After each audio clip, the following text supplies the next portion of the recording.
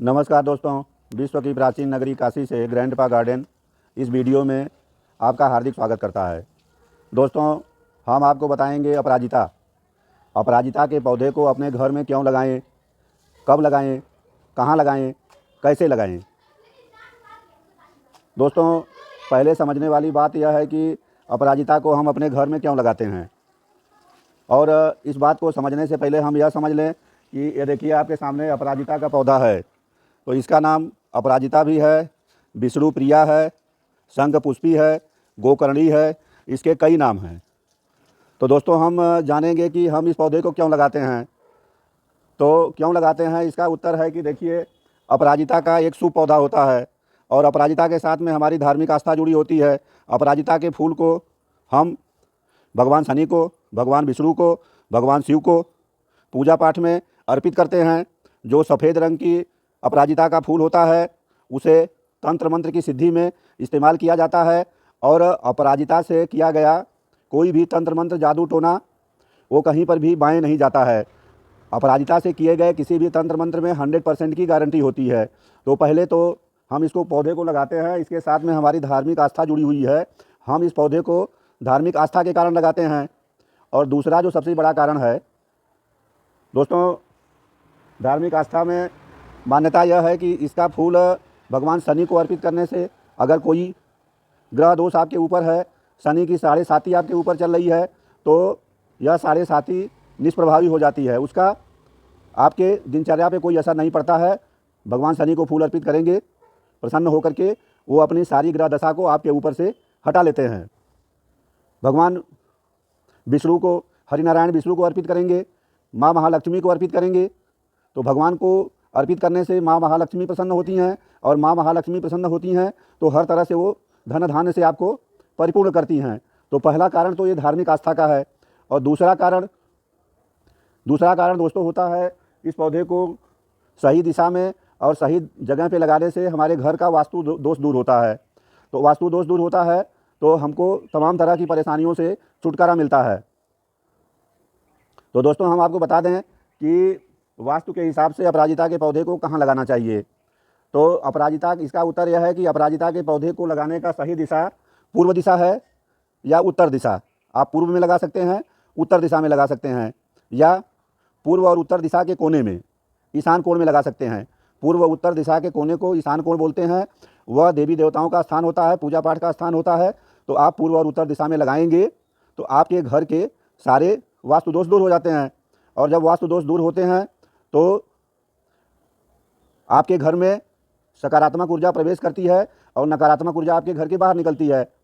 तो जब नकारात्मक ऊर्जा घर से बाहर निकलती है तो आपके घर में धन का आवागमन बढ़ता है और धन का बाहर जाना में कमी आती है।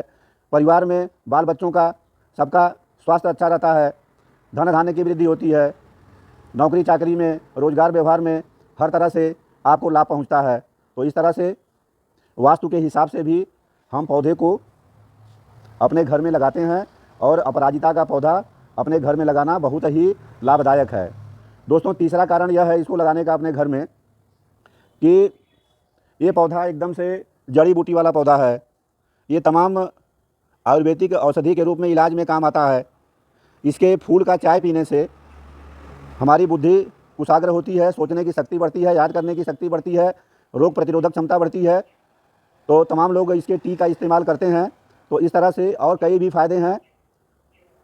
तो इस तरह से अगर इसका इस्तेमाल हम आयुर्वेदिक औषधि के रूप में करेंगे तो हमारा हेल्थ अच्छा रहेगा, हमको डॉक्टर के पास कम जाना पड़ेगा और हमारे धन का, स्वास्थ्य के लिए अपव्यय, बर्बादी कम होगी। तो ये तीसरा फ़ायदा हो गया कि इसका कारण तीसरा है, हेल्थ पर्पज़ से भी हम अपने घर में लगाते हैं। और अपने घर में लगाने का चौथा जो मुख्य कारण है वह सुंदरता। इसके फूल सफ़ेद रंग के, नीले रंग के, आमतौर पर 2 तरह के होते हैं, देखने में बहुत ही सुंदर लगते हैं। तो जहाँ कहीं भी इसे हम लगाते हैं अपराजिता के पौधे को, हमारे घर की शोभा एकदम से बढ़ जाती है। तो इस तरह से दोस्तों ये वजह है जिसकी वजह से अपने इस पौधे को हम अपने घर में लगाते हैं। अब आगे हम आपको बताएंगे कि इस पौधे को कैसे उगाएं। तो दोस्तों देखिए, इसके उगाने के 2 विधि है। ये देखिए, इसमें आपको हम दिखा दें, ये देखिए फूल सूखने के बाद ये देखिए मटर के फली की तरह से इसमें ये फली लग जाती है। इस फली में बीज होते हैं, इसको तोड़ करके इसका बीज निकाल लेते हैं और बीज निकाल करके मिट्टी में कहीं भी डाल देंगे तो इसका जर्मिनेशन 8-10 दिन में हो जाता है। तो आप इस बीज से उगा सकते हैं। बीज के अलावा अगर बीज से ना उगाना चाहें तो आप इसकी कटिंग से लगा सकते हैं। कटिंग बहुत अच्छा से लग जाती है और बीज से आसान कटिंग उगाना है तो हम आपको कटिंग उगाने की विधि भी बताएंगे, एकदम आसान तरीका बताएंगे और अपनी कटिंग जो हमने पहले से लगाया है उसका हम आपको अपडेट भी दिखाएंगे, विथ अपडेट। तो दोस्तों अब हम कटिंग उगाने की विधि को समझते हैं। अपराजिता की कटिंग लगाने के लिए जो सबसे पहला स्टेप हमको फॉलो करना है, तो ये देखिए अपराजिता के पौधे से हम कुछ कटिंग काट के ले लेते हैं।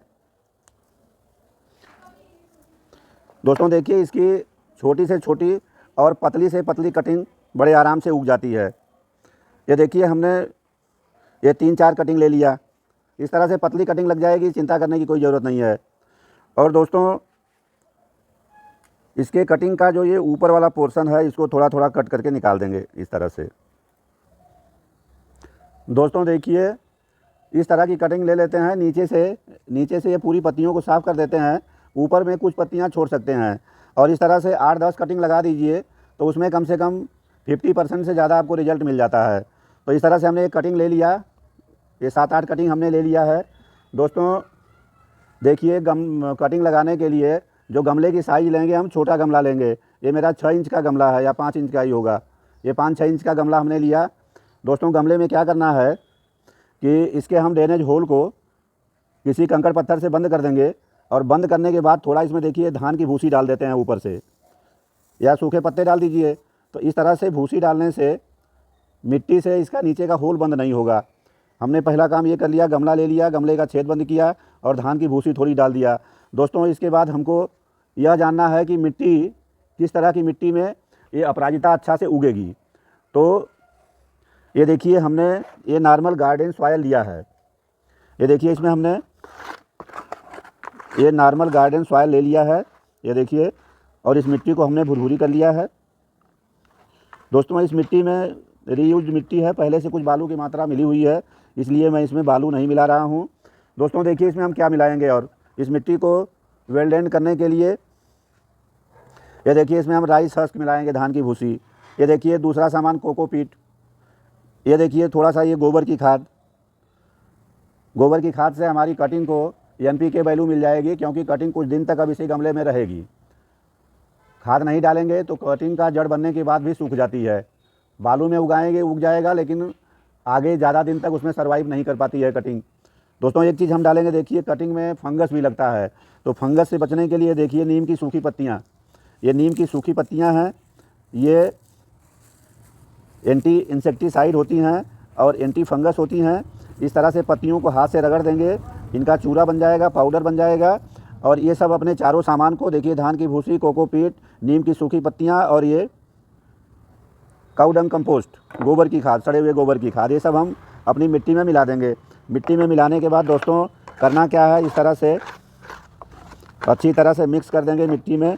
मिक्स करने के बाद हाथ से मिक्स करेंगे और मिट्टी को एकदम से भुरभुरा कर देंगे। दोस्तों इस तरह से देखिए तैयार सॉयल मिक्स को हमने अपने इस गमले में भर लिया। गमले में भरने के बाद ये देखिए कटिंग तैयार है। इस कटिंग को हम लगाएंगे। कटिंग को लगाने से पहले इसमें कोई भी रूटिंग हार्मोन्स लगाना ज़रूरी है।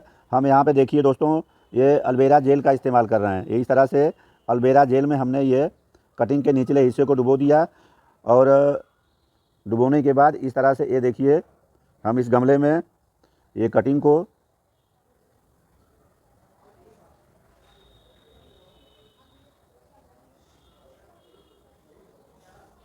तीन, 2, 5 और एक ये 6 और ये 7। दोस्तों देखिए हमने 7 कटिंग लगा दिया। कटिंग लगाने के बाद इसमें डाल देते हैं पानी। इस तरह से हल्का सा पानी डालेंगे, ज़्यादा पानी नहीं डालना है। ये देखिए केवल नमी मेंटेन कर देना है। इस तरह से हमने पानी डाल दिया। दोस्तों इसको हमें इस कटिंग को 1 हफ्ते तक छाए वाले स्थान पर रखना है। 10-15 दिन में इसमें नीचे जड़ बनने लगती है। दोस्तों हम आपको दिखा देते हैं अपडेट। ये देखिए हमने इस अपराजिता के गमले में, ये देखिए हमने यहाँ पे 2 कटिंग लगाया है, और इसे हम खोद के आपको दिखाते हैं।